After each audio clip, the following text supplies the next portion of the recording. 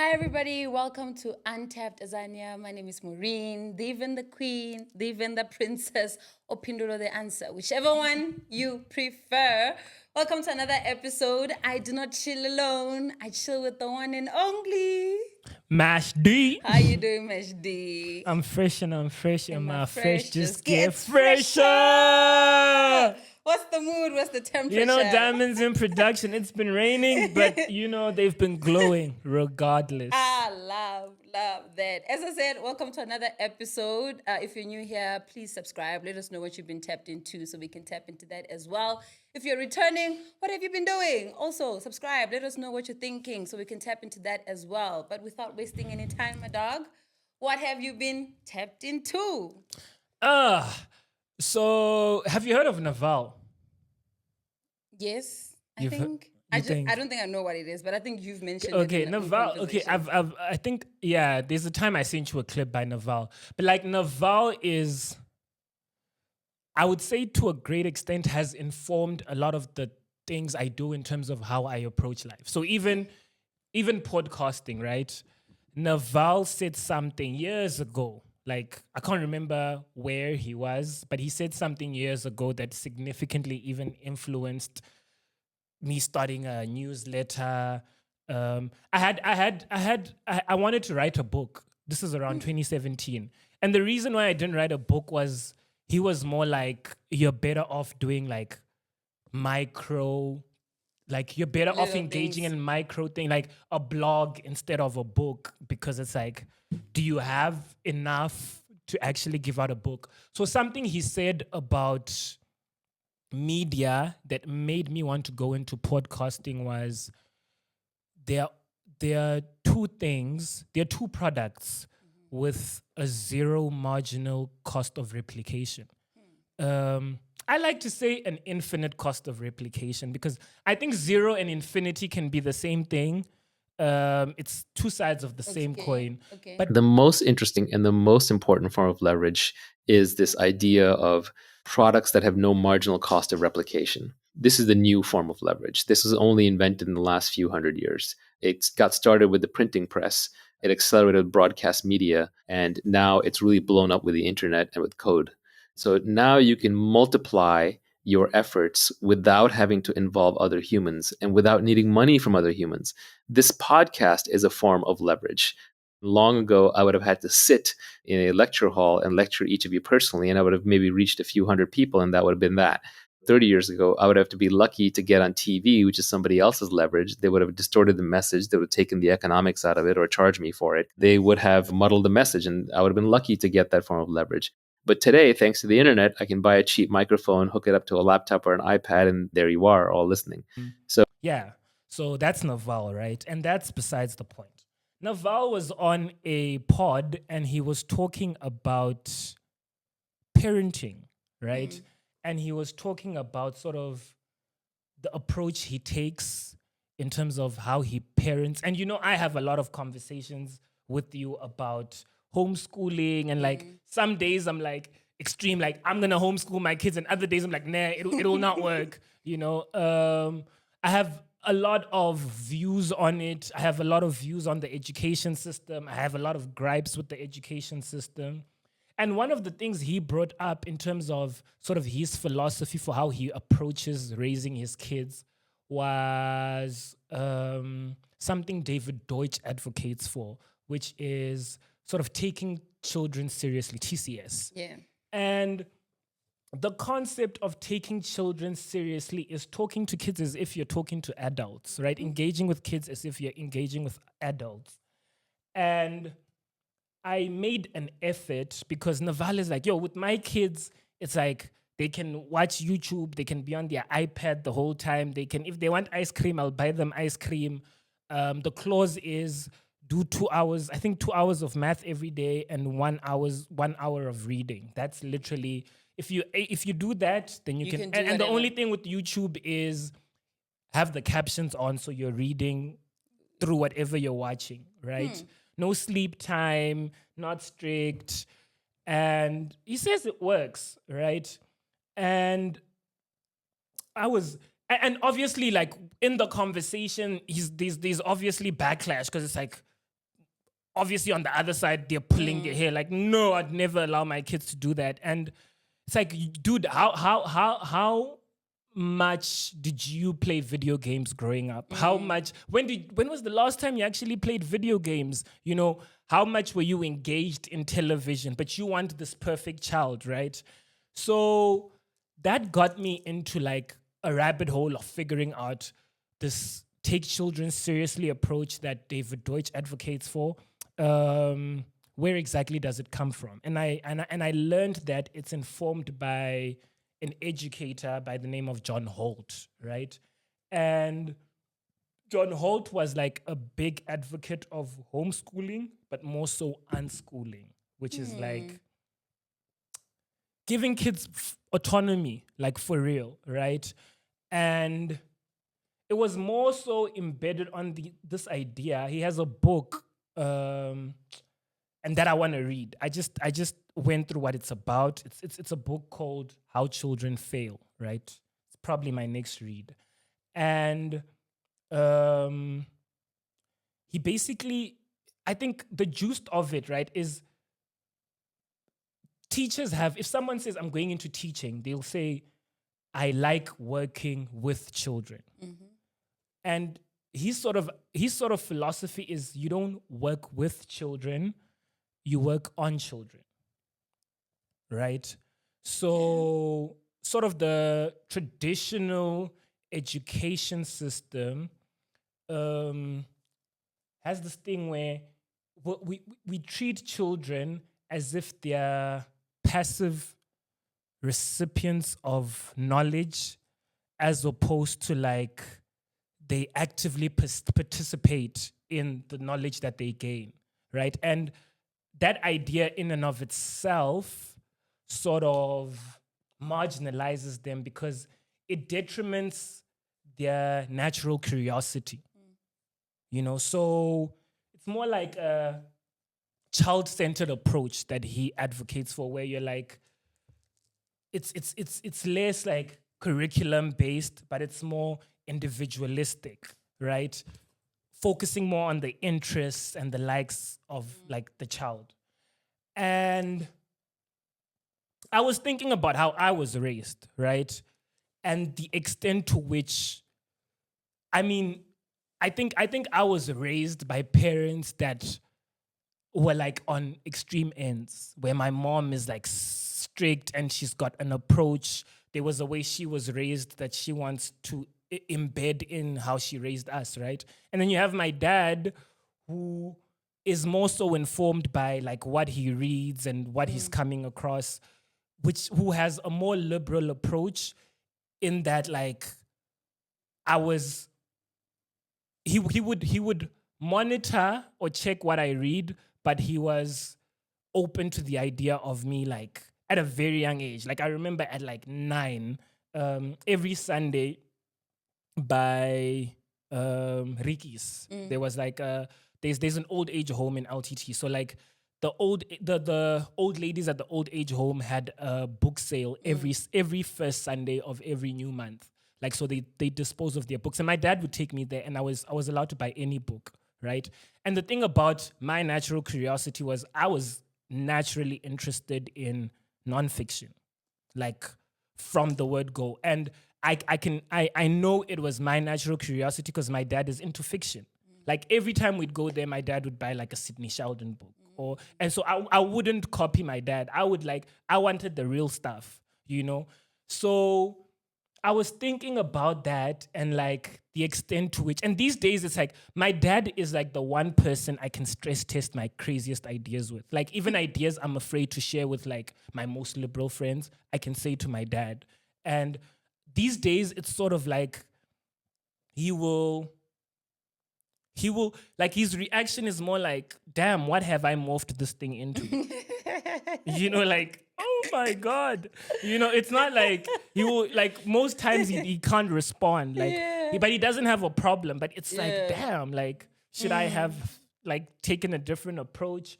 And the thing is, I sort of have a very similar approach with my niece, right? I mean, her parents are raising her, but I mean, when I'm given a chance to babysit her or spend time, Uncle Duty, me and my niece have a code where It's like I tell my niece, if I say anything, if we're having a conversation, a back and forth about anything, and I say anything that is like just otherworldly, and she feels like, dude, I can't know this because, dog, you're older, you're wiser, you've been on Earth.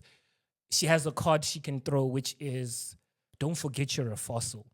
And every time my niece throws that card, Shem, like she never wastes it. Like every time she will say, hey, don't forget you're a fossil. It's like, damn, like she used it right. Like I'll sit back and I'll be like, yeah, like I just said something that it's just. She wouldn't know. Yeah, she wouldn't know, And like I watched when Tesla unveiled the Optimus robot. Like I watched the first AI day with my niece, right?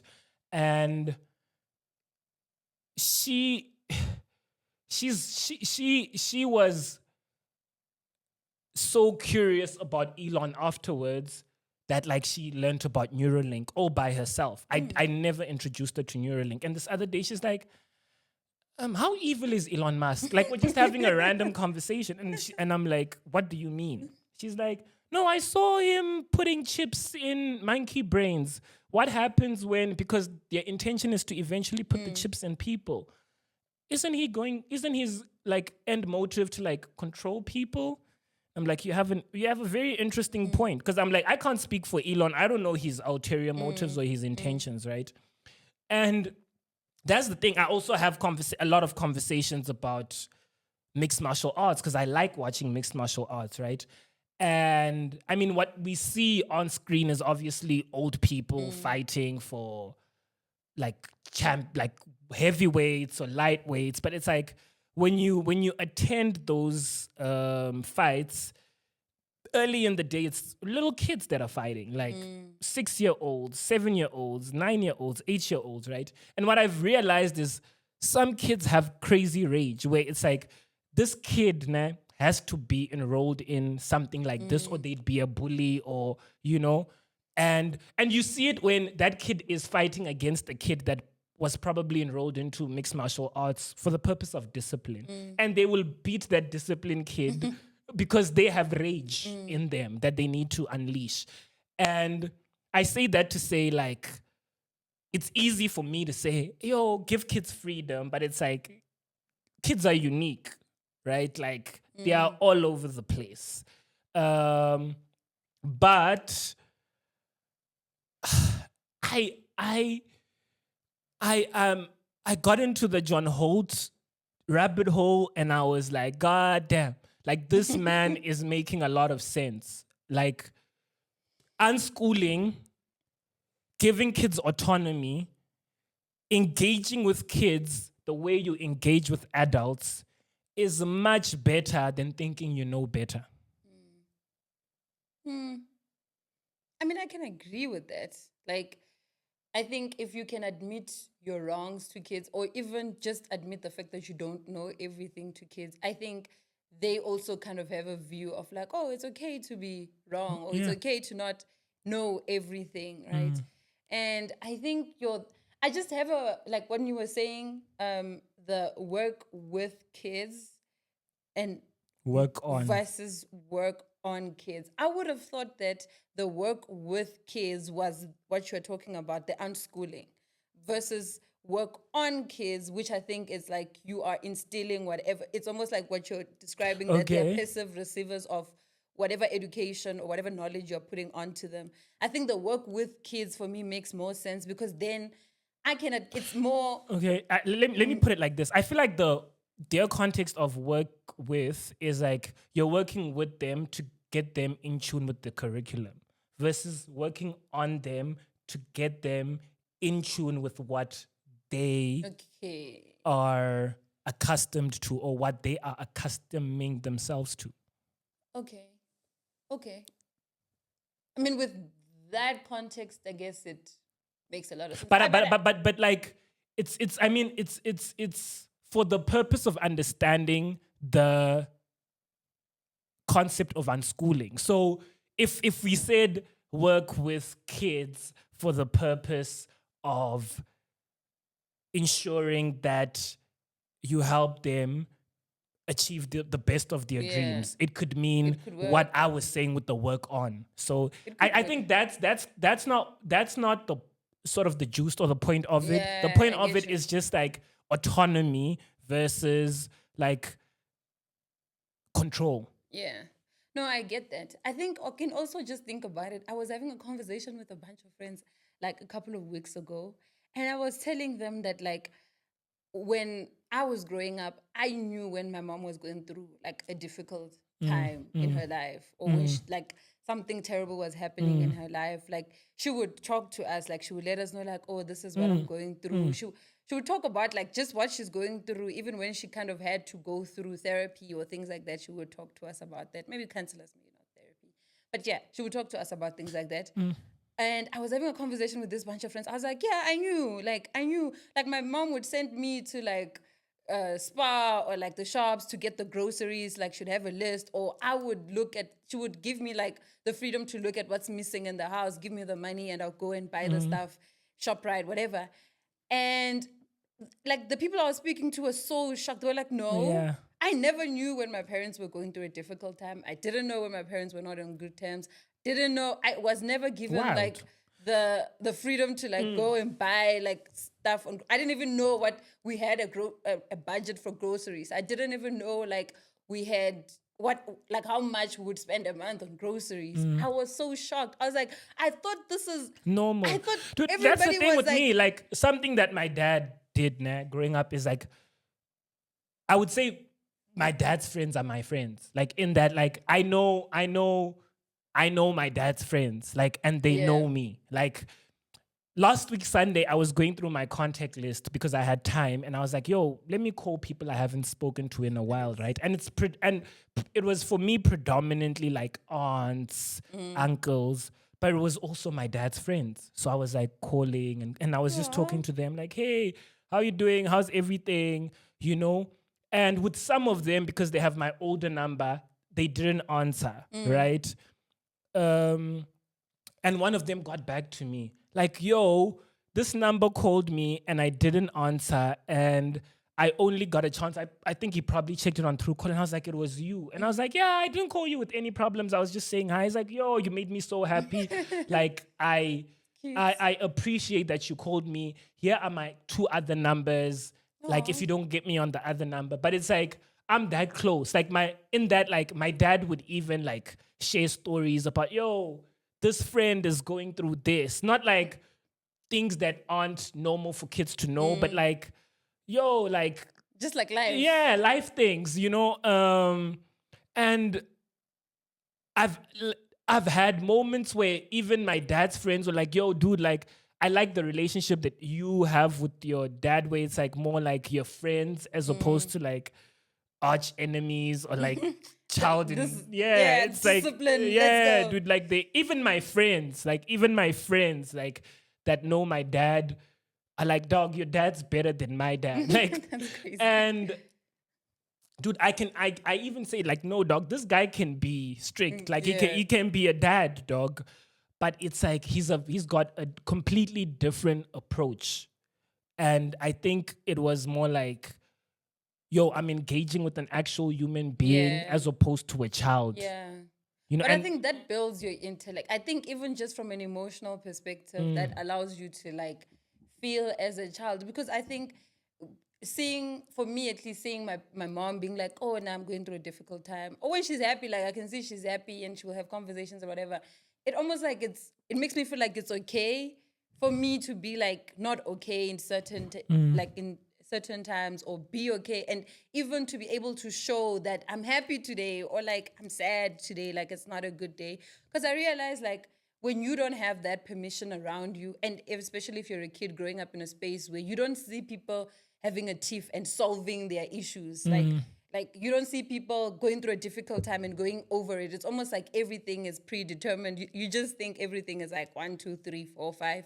I think it makes it a bit challenging when you're older and you're faced with your own challenges and you have to overcome them, because I guess it makes you feel like you always have to be 100% all the time. You always have to show up at this level. You always have to be like good, great, and if you are anything short of that level, then it's not good. Which is, not what I would want to foster in my kids, I guess. Dude, like I don't believe in the belt. Like I don't believe like hitting kids helps with anything. And I think at the core I learned that like my dad didn't say, "Yo, I don't believe in the belt." Like my dad's sort of train of thought was, "Yo, I'm not going to hit you because I don't think I'll hit you right. I think I'll be too aggressive. I don't think I can hit a child." Like, and my dad was always the proverb kind of guy. He throws you something that is like it's gonna hit you, and it's like sometimes you get it years later. I remember at 17, this is grade 11, something happened where I was with friends and I was the only one that got in trouble, right? And he's like, "Now you know, that's all he said. He did Yep. not hit me. And I was like know, that's in trouble right. for something that like I know with some of my friends they would have gotten a beating. But my dad was like, he hit me with a proverb that resonates with me to this day where I'm in situations and I'm overreacting or I'm doing something I shouldn't do. And you're like, And I think to a certain extent, he's also sort of informed my mom because the only thing my mom ever used to say when I was going out was, you know, just that. Like, Fair. let that Fair. marinate in your brain as you're doing whatever you're doing. So I think, yeah. Yeah, but I also think like there's extremes to everything. yeah. And I think you could be a very liberal parent who doesn't enforce like certain things to your kids. Like, I mean, I get it. Like, let kids be what they need to be. But it's like what you're saying about mixed martial arts, like the kid that goes in there with the rage. Like, these are human beings. They come to this earth with certain things like that is unique to them. And some of them, it's just like it's built in rage. We don't know Yeah. this little kid, we want to guide this rage, but they have it, right? And like, those kind of kids would need to be parented in a way that is a little bit different from the kid that's just like, I'm going to sit here and watch Cocomelon the whole day. Soft parenting for You know? soft kids, you know? You know what I mean? Because I think that kid would probably need a little bit more like, you know, handling, maybe not handling per se, but a little bit more attention than the kid that, and that's a very tricky thing. democracy To even say like they need Yeah. more, because I think both kids need attention, just attention in different ways. Because we fall into the trap sometimes of thinking the good kid that sits in front of the TV or that does their homework in time, that goes out from school and don't need attention. they don't need attention. And usually those kids need a lot of attention because the rage kid, you can see this kid needs a lot of love. Like they need a lot of the kid that's quiet. You don't know you don't know what battles they're fighting. I'd rather have So a you need to kid- create a safe space to engage with them. Yes. So it's just like it's attention, but different types of attention, I guess. But yeah, noted, Sam. What Anything have you else? been tapped into? Me, it's been a busy week this week. A lot's been happening, but of course, the budget speech that's like key that got postponed, the VAT increase. Actually, I wanted to ask you something because I didn't get a chance to actually understand the whole thing with the VAT increase. I saw that it's 2%, but I wasn't sure if it's like 2% of 15% or 2% just like on the 15%. Yeah, like which like I think is like a very important thing. I think the proposal is for VAT to increase from 15 to 17. Crazy. So yeah, That is crazy. But also, I saw there was a clause there where there were more zero-rated items. So they were like, we already have bread there, we already have milk there, Yeah. but like meat was added. I need eggs to be on that list. I think eggs are there as well. Okay. So it wasn't just. I mean, like I watched the entire press briefing where the DG was with the Minister of Finance and the Minister in Presidency, and he raised a lot of valid points. Like people will throw corporate tax every time, like tax the companies, and it could have unintended consequences. Companies move, you know. That's Companies true. change They jurisdictions. don't have to be here. They don't have to be here, dude. So there's that. But also, I can't remember what specifically it was, but I remember reading something years ago about tax, right? But it was economics. It was based in the economics context, but it was to do with lower taxes leading to greater revenue for the government. In that, like, if you reduce income tax, for example, people have a greater incentive to work.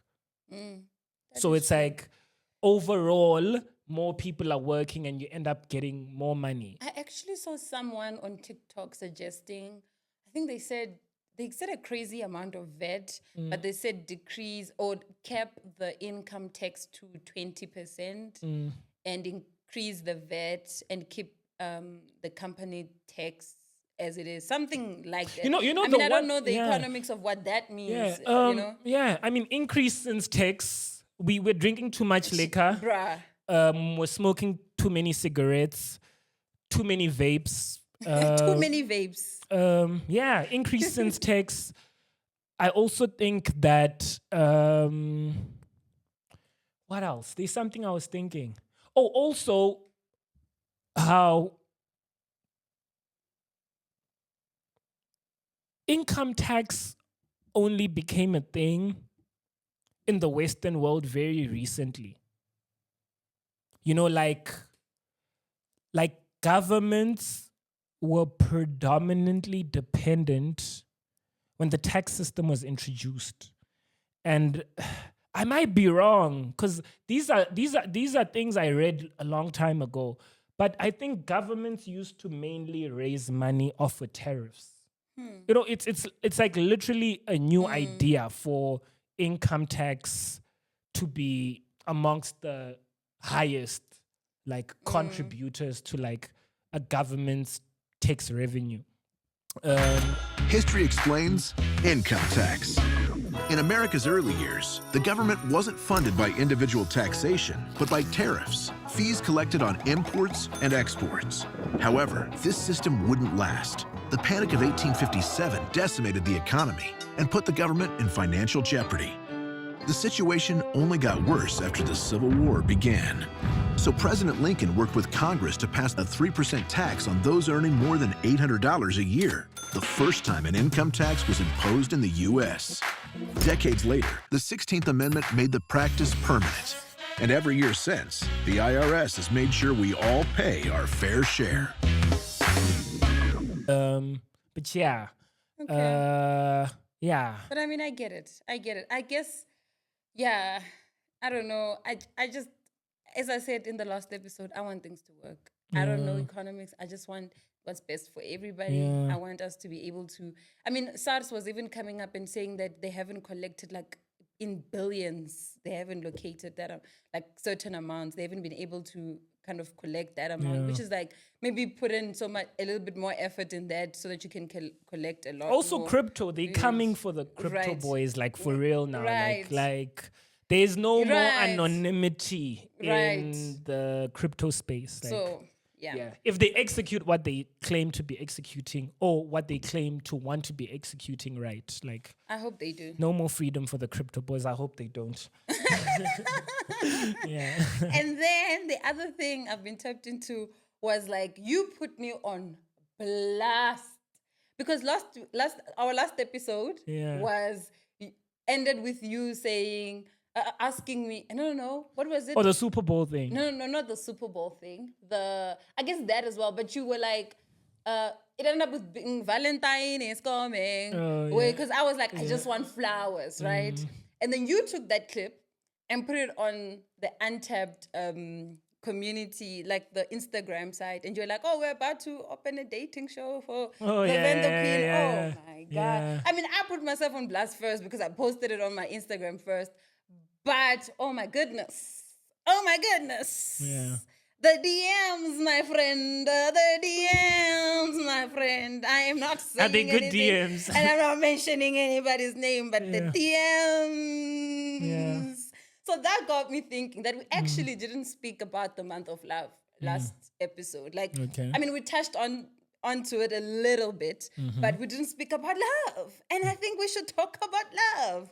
So I have a bunch of questions that I actually want to ask you, and maybe we can talk about this. But it's just like basic things, just in Feb, like to end off the month of love. You know what I mean? Okay. And the first question is, what is love to you? Love. Proverbs 31, bro. Love is patient. Love is kind. Love Proverbs 31. is it Proverbs 31? It's Corinthians 31. 13. It's Corinthians 13. Sorry. Damn. Corinthians. Yeah. Love is it Corinthians 13? Yeah. Yeah. That love is love.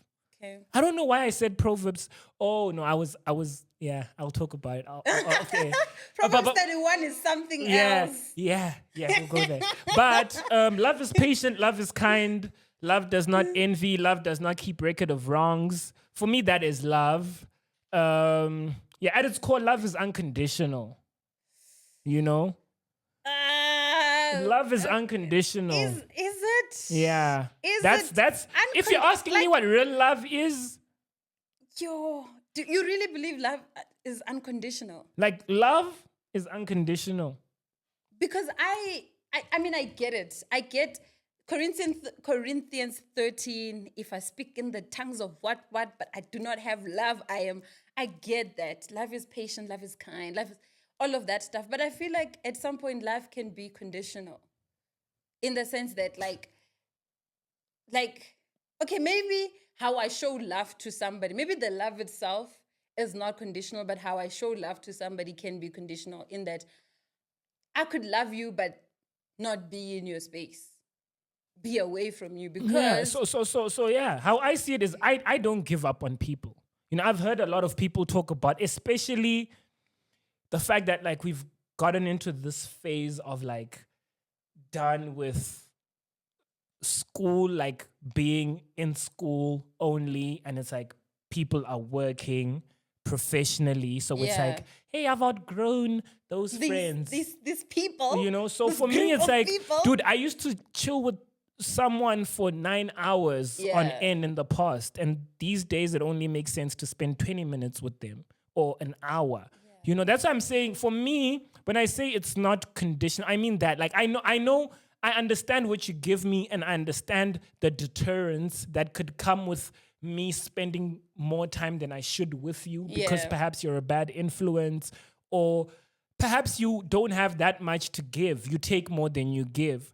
Then for me, it makes sense to just like give you to the extent that I am able to give you, right? It's like seems unrelated, but it's like Thierry Henry has this thing where he's like, people are always just asking, like, is that glass half empty or half full? You have a fucking glass in front of you, dog. I hear that, but I feel like that's also very dangerous. Like, because I think it creates this idea that, like, you can take whatever pain people, like, I understand, like, you can take whatever. So I can love somebody, but if somebody is a drug addict and they steal from me every single time, I'm going to have to create certain boundaries so that they don't steal from me every single time. Dude, if someone gives you every reason to not... By me saying I don't give up on people, dog, I won't give up on you until you give up on yourself, dog. Okay. You get me? Like... Okay. Like, I'm not going to give up on someone merely because they take drugs, because I know what life can bring, you know. I know what life can give. I know what life can take, you know. And to a large extent, when I look at my friends, I am them, dude. You know, in that anywhere where life can take you, it can take me as well. You know, so I need to empathize with you in that regard. Yeah, but empathy does not equal blindness. No, it doesn't. That's what I'm saying, to the extent that, like, I'm willing to be there for you. Yeah. To the extent that you're willing to be there for yourself. Yeah. I can you know, take so that. I can recognize when someone's in a loop. Like, I can very much recognize when someone's... Because I've seen situations where people were in a loop and they made it out of the loop. Yeah. And I've been confronted with situations where people were in a loop, they were assisted with like tapping out of that loop, and they made no effort to tap out of that loop. And They just what made sense was letting go of those people. You know, that's how I look at it. Yeah. Okay. So yeah, dude, like for me, love is unconditional. And the thing is, to a certain extent, when I say it's unconditional, for the person that's stuck in the loop, the best way I can show you my love is just stepping away, because there's nothing else I have to give. So it's not like me stepping away is I've stopped loving you. I can see that. I can definitely agree with that. I'm just saying, like, when you give people love, yes, love is this thing. Like, you can't stop love.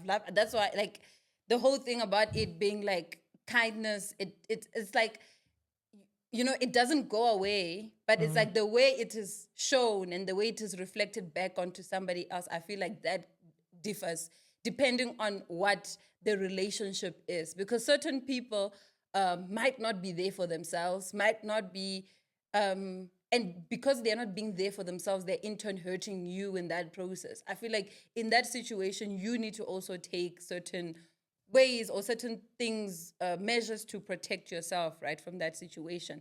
But then again, I do still feel like there's situations where people can't be there for themselves, and you can revive a certain part of themselves that they can remember that, oh, this is I am them. I am, you know what I mean? That's and what I'm saying. Like, be that's why I reflected understand back. I can play a significant... But it is not blind. No, it's not. But I am them. That's all I'm saying. I'm them. Okay, I get it. I was going to say, for me, love is consideration and compromise or sacrifice. But I think it's like, if you put Corinthians 13, like 1 Corinthians 13, it's in there. So I don't have to say that and go into that. The second question would be, if gun to your head, you had to choose between romantic love and platonic love, what would you go for? I don't understand. I don't know romantic love. Like, for me, I swear to God, I've never experienced it. So for me, why are you laughing? I'm being for real. Like, for me, everything is hard work. Like, everything takes time. Everything takes learning. So for me, I just haven't put in enough time in my life to like learn about love in the romantic context. That's such an intellectual answer to a very it's like I've experienced platonic love at its epitome. Okay. I haven't experienced romantic love at its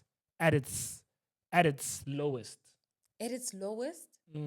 Or at its At highest? its lowest. I'm saying I've experienced platonic love at its highest. Yes. I've never experienced romantic love at its lowest.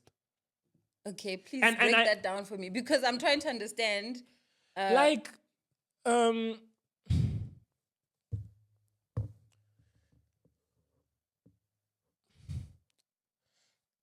Shout out to Ndibo for putting me, Ndibo Makwanya, shout out for you for putting me on Dr. Romani.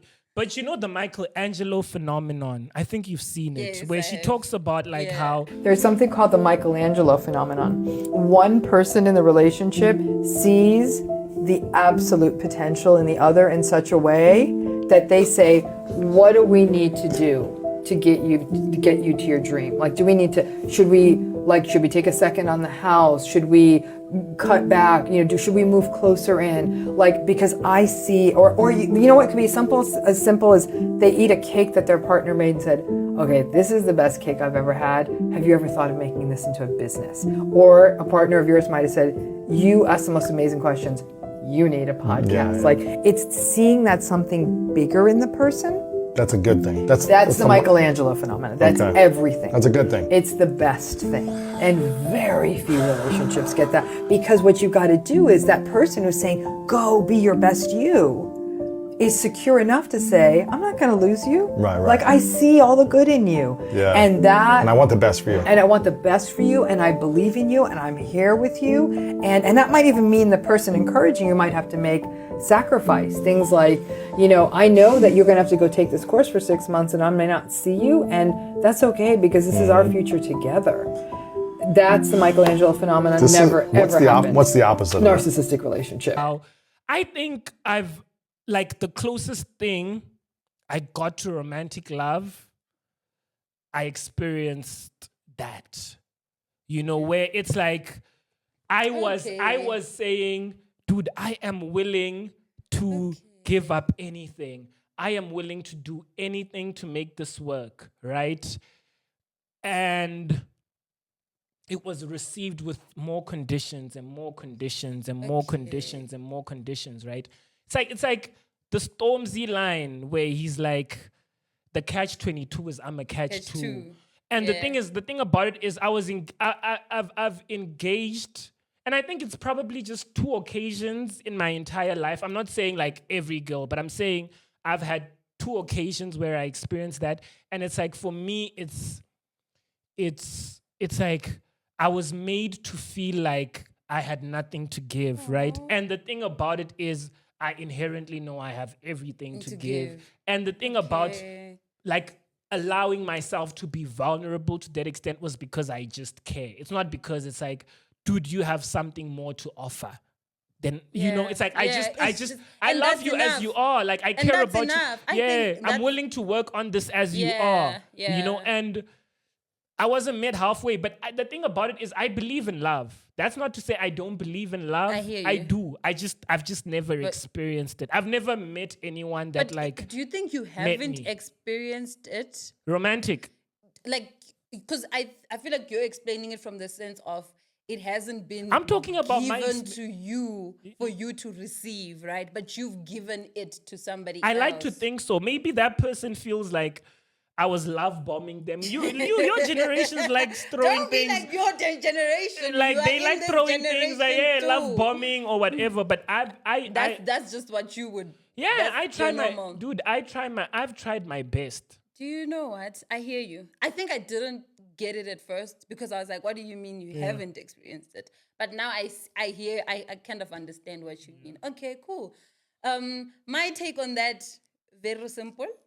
The heart has been programmed to pump blood. Mbiru ndio bomba maropa. This is all it does. 0, 1. That's all is. You are trying to add 2s in that heart, and it's malfunctioning. It's not work. Lichani mbiru ndio bomba maropa. Leave that thing alone. And mutundu wa mzimu. Yeah. At the end of the day, mutundu wa mzimu. Like what you're saying is like, even in all the different relationships, like I would take platonic on every chance I am given, just because I feel like that's what I've experienced at its highest and probably at its lowest, and I'm okay with experiencing both at the same, like in any given situation, right? I can experience both and I'll be fine. But then when it comes to people, I feel like take people as they are. People can be good, people can be bad. All you can control is what you give to them. And if that's not received, whether romantic or platonic, it's like, mutundu wa mzimu. You can't control what they receive. You can't control how they receive what you're giving them. And it's like, don't waste your time trying to get the people to understand what you're giving them. So understand those 2 principles. Urimbiru ndio bomba maropa, first of all. And secondly, mutu ndio mzimu. And you'll be fine. Second point, I wholeheartedly agree. On the first point, okay. Fine. Okay. Final question from my end, right? What would be your ideal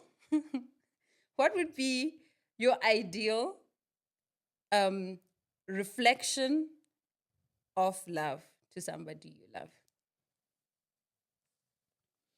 That's a very open. Is it someone I love and I'm talking about love in the context of them giving it to me? No. You giving them something? Like what in your is like a representation of love? Like But when but when I'm talking to them, am I talking to them in the context of the love I've experienced from them, or just love in general? just love in general, because I think that would be too specific. Okay, just to repeat the question again. What would be your ideal reflection of love to somebody you love? Grief. Yeah, grief. Cause it's like, I think it's a love story that's come to an end, but it's like you need to figure out how to navigate it going forward. Yep. And I guess It's like one of the only people I've experienced what I would sort of call unconditional love, and I've fallen short in giving it to other people, is dead. You know, so I think that's why for me, I'm like, dude, like, damn, you're gone, and I got a chance to properly reflect on your life because it's done. I'm not gonna get an additional experience with you. So this damn, is it. like you were the definition of love. You showed me love wholeheartedly. Like, yeah. I love that so much, but it's such a sad thing because I don't think it's sad, it's bittersweet. I guess because it's like I get it. I get what you mean. I get what you mean, and it's like, and choosing to deal with grief and not like ignore it. I think also that's it, because it's like you can choose to just put it in the back in some ways and ignore and just like go through life like that is not a thing. But when you go through it and you go through the motions of going up and down and holding space to that, I think that's like, crazy. But anyway, We I don't love have that. much time today, so I'll give you do. one last question. I don't have any other question. Those were my three Yeah, questions. but okay, then your random bi-weekly ask, because I asked the last time. Random bi-weekly ask. I don't have one. I didn't think of one, but I'm going to think of one right on the spot. 5. No. If you calm me down, I'm going to lose it. Okay. Random bi-weekly ask. Oosa.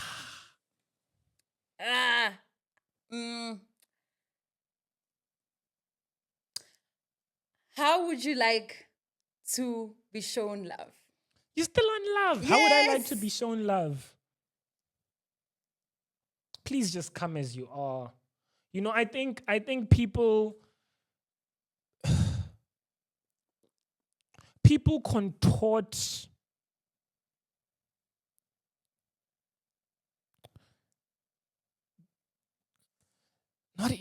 I'm not finding the right word, but like people suppress who they are for the purpose. I don't know what the purpose is. It could be impressing the other person. It could be because they're insecure, for a bunch of reasons, right? But for me, dude, like, if I like you, I really like you. Like, if I'm willing to engage with you, dude, like, it doesn't matter if you got sexually abused as a child. Like, it doesn't matter. Like, I'm just trying to say, like, I think I'm saying the most extreme thing because I think people are afraid of expressing themselves because I think they think someone else will run away. So at least for me, like, if I actually genuinely care about you, it's like, dude, I care about you. So it's Okay, like I I'm not going to pigeonhole you on something that you weren't responsible for. So I'd say, dog, can you please just come as you are? You heard that, ladies? Come as you are. No, I'm Call not me. in that DM season. me. I'm not Call in that me. season. And with that, I'm not in that season. I'm not in that peace season. out for the Peace out.